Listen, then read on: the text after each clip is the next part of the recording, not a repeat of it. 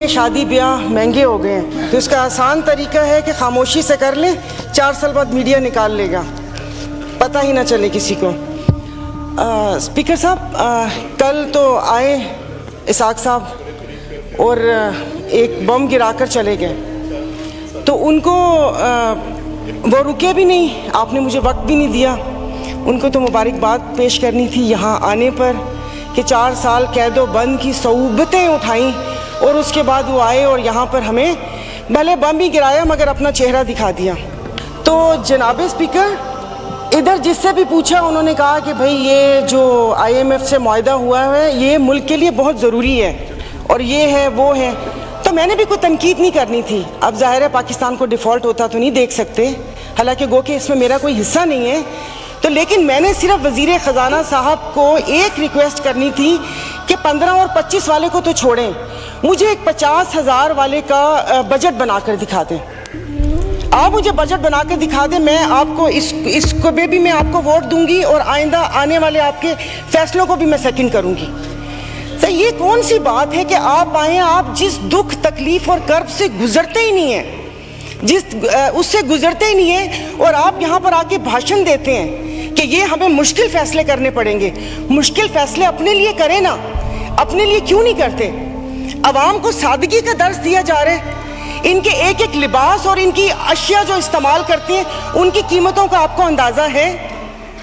Daily ایک photo shoot آتا تھا، 15 لاکھ روپے کا کوٹ، 10 لاکھ کا جوتا، 15 لاکھ کا سکارف۔ یہ ایک پاکستان جو ڈیفالٹ ہو رہا ہے، وینٹیلیٹر پر ہے، اس کی عوام کو یہ مذاق ایک تصویر ٹویٹر پہ ڈیلی شیئر ہوتی تھی۔ مجھے صرف ایک 50,000 والے کے جینے کا حق چھین لیے ہیں ان لوگوں سے۔ آپ مجھے بتائیں کہ یہ پیٹرول کے لیے یہیں پر ہی تھے۔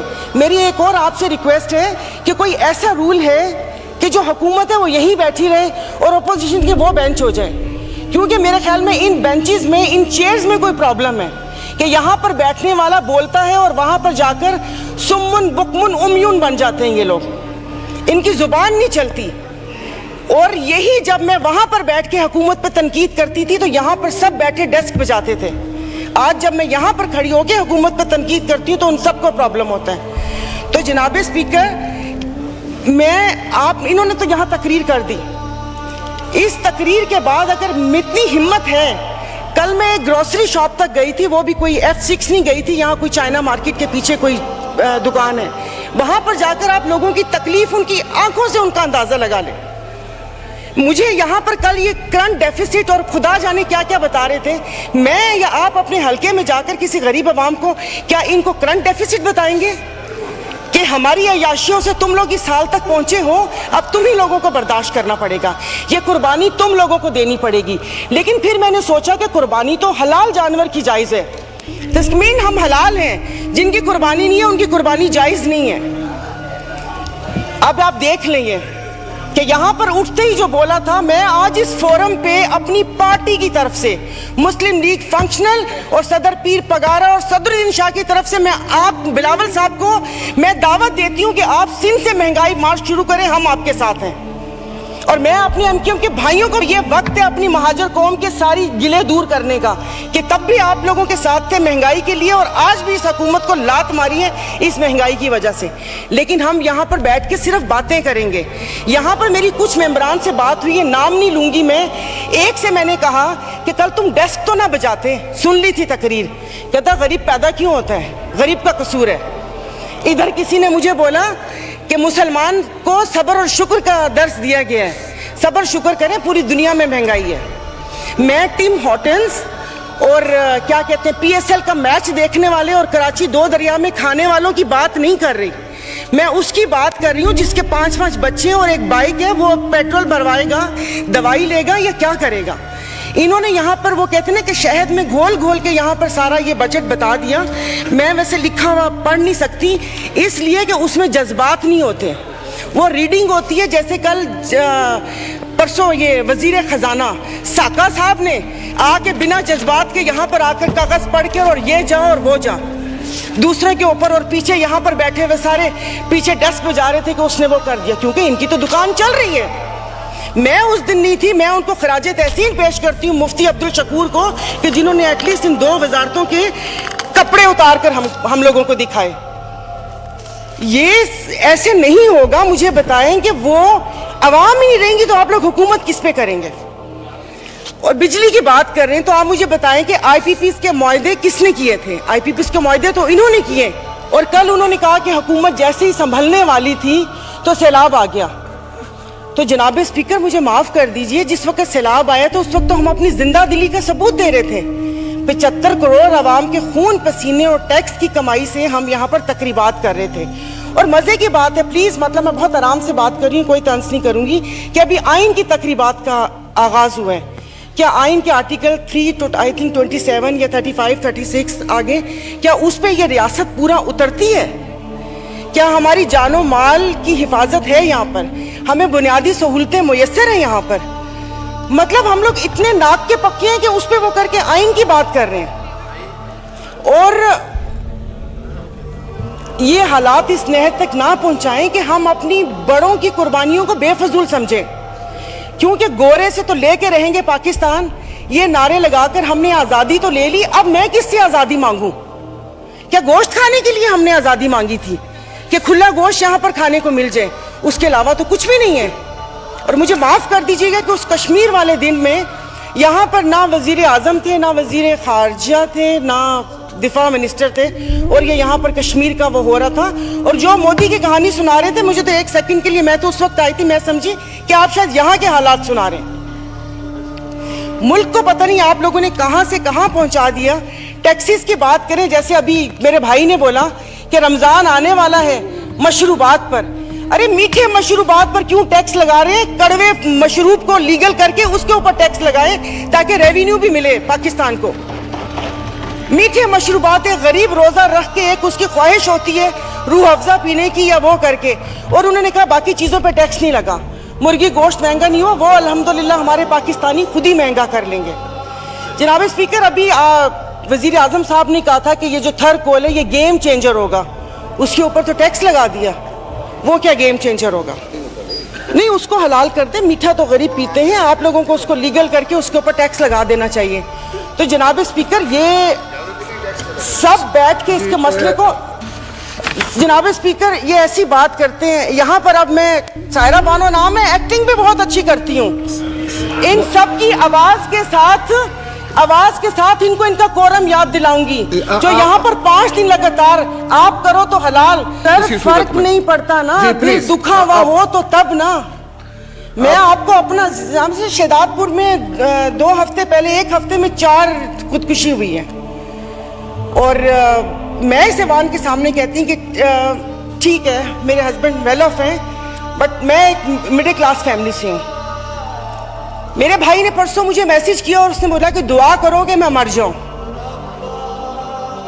और वो सिर्फ एक मेरा भाई नहीं है, मैं पूरे अपने जो भाई जिनका राब्ता मुझसे नहीं है, मैं उनकी मैं बात कर रही हूँ। जब स्पीकर कल मैं गई थी, वो जिस बंदे ने 4 टमाटर और 4 आलू लेकर 400 उसके पास नहीं थे, उसने पर्स निकाला, मैं शर्म से गड़ के मर गई। 272 लीटर पेट्रोल आप लोगों ने मुश्किल करनी है तो आप V8 और बड़ी बड़ी ग्रैंड क्रूजर को 500 लीटर पेट्रोल देना, गरीब को आप नहीं वो करें। दवाइयां तो वो दवाई नहीं मिलती, सरकारी अस्पताल का आपने हाल देख लिया। मैं प्लीज आप मार दें, आप प्लीज मार दें। ये मेरी बहन पीछे बैठी हो तो पीछे ही बैठी रहो, अगली दफा की टिकट नहीं मिलेगी अगर ज्यादा चुड़-चुड़ की तो। ऑनरेबल स्पीकर, मतलब इनके दिमाग मिले ही नहीं उन लोगों से, इनके भूसा भरा हुआ दिमाग में। मेंबर आप मुझे एड्रेस करें। और नहीं सर, ये ऐसे बोलती को काम है नहीं, पार्टी में को पूछता है नहीं, और यहाँ पर आके सिर्फ ये 4 अल्फाज बोल के और उसको वो कोशिश करती है कि हमने भी उंगली कटवा के शहीदों में नाम लिखवाया। मतलब ये कौन लोग हैं? आप जारी रखें। तो आप मुझे बताइए, अशराफिया तो चली जाएगी यहाँ से, तो हम बदमाशियों को मार देना कि इस मुश्किल हालात में भी जीने की ख्वाहिश रखते हैं, ये बदमाशी नहीं है तो और क्या है? इज्जतें नीलाम हो। अभी तो पहले किसी ने मुझे कहा कि आगे क्या होगा, बच्चे तो बिकते थे, इज्जतें भी नीलाम होती थी। आई एम सॉरी, भले आप एक्सपेंस कर दीजिएगा अल्फाज, पहले ढके छुपे होती थे, अब खुलेआम होंगी। और मैं इज्जत नहीं बोलूंगी, जिस्म फरोशी बोलूंगी, क्योंकि अगर इज्जतें बिक रही होती तो सब खरीद लेते, फिर बिल लाने की जरूरत ना पड़ती कि इज्जत दो हमें। سب یہاں پر بیٹھے ہوئے عزتیں خرید لیتے اگر عزت بک رہی ہوتی. تو آپ مجھے بتائیں کہ کوئی لائے عمل دے دیں کہ اگلے 5 سال تک یہ مشکل حالات برداشت کر لو یا 10 سال تک برداشت کر لو, تو پھر بھی تسلی ہو کہ ٹھیک ہے میں نہیں رہی تو ٹھیک ہے میرے بچے اس میں رہیں گے. سر آپ نے تو بچوں سے جینے کا حق چھین لیا ان لوگوں نے.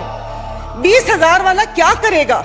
اور انصاف کی آپ بات کرتے, میں تو عدالتوں والی انصاف یا اس چیز کی ابھی وہاں تک تو میں گئی نہیں.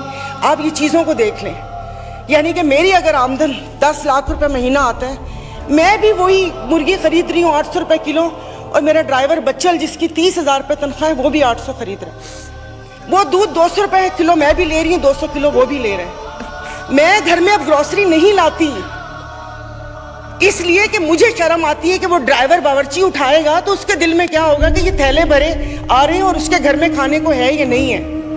2-2 کلو کی چیز منگوا لیتی ہوں کہ جاؤ بیٹا سامنے سے لے کر آ جاؤ. تو آپ مجھے بتائیں, مطلب تھوڑا سا جینے کا حق دے دے. خدا پاک کو جا کے جواب دینا. یہاں پر آپ آیتیں پڑھاتے ہیں, آیتیں پردہ کر چکی ہیں, آیتیں پردہ کر چکی ہیں. ابھی یہ کہتے ہیں وہ تقریباً یہ ان کو شرم نہیں آتی, رات کے اندھیرے میں پیٹرول کا بم گراتے ہیں, تو وہ بھی ضرور رات کے اندھیرے میں پیٹرول کا بم گراتے ہیں. مجھے تو سمجھ نہیں آ رہی تھی, چشمہ نہیں تھا. میں نے کہا یہ کیا ہو گیا, شاید میں رات کو روئی ہوں, اللہ پاک نے میری دعا سن لی. پتہ چلا وہ پچھلے تھے میسیجز نا, جب وہ یہاں پر بیٹھا کرتے تھے. اب سب کچھ جائز ہے, سب کچھ حلال ہے. یہاں پر بہت ترکی ہمارے بھائی ہیں, اور شکر الحمدللہ شام کا نام بھی لیا, کیونکہ پہلے 1 ہفتہ تو اس بیچارے کا نام ہی نہیں تھا. پھر جب انٹرنیشنل میڈیا نے ڈالنا شروع کیا تو ہم نے بھی شام بولنا شروع کر دیا.